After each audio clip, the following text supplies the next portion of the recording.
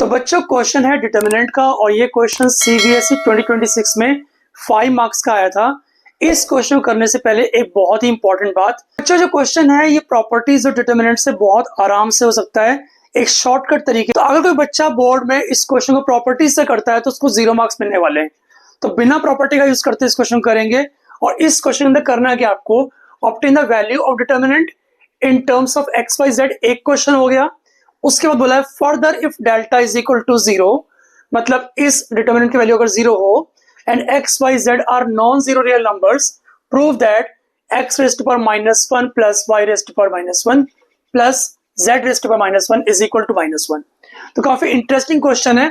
Start करते हैं। सबसे पहले डेल्टा की वैल्यू निकालना। डेल्टा हमारा क्या है? 1 plus x 1 1 1 1 plus y 1 1 1 1 plus z. ठीक है, तो फर्स्ट रो से एक्सपेंड करता हूं।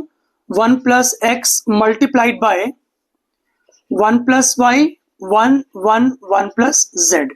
इसके बाद -1, फिर आएगा 1 1 1 1 प्लस जेड। इसके बाद +1, फिर क्या आएगा?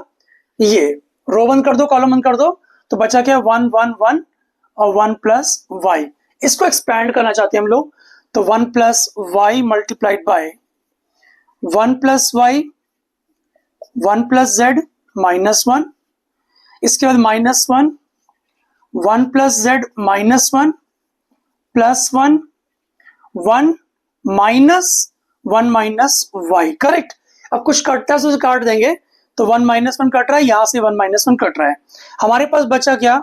1 प्लस एक्स मल्टीप्लाइड बाय, इनको इंटू कर लेते हैं, तो 1 plus z plus y z -1, फिर आएगा माइनस जेड और फिर आएगा प्लस, नो इट इज, फिर आएगा -वाई। करेक्ट। यहां से 1 1 काट दो। इसके बाद देखो 1 plus x multiplied by y plus z है प्लस वाई जेड है minus z minus y. Correct. आगे चलते हैं, 1 से इंटू करते हैं पहले, तो आएगा y plus z plus y Z.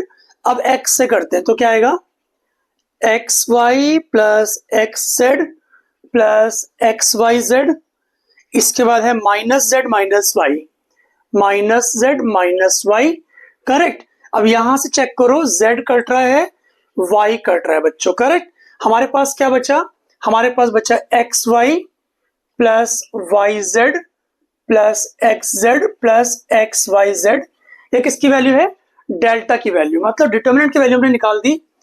X y plus y z plus x z plus x y z. यहां तक क्लियर हो गया।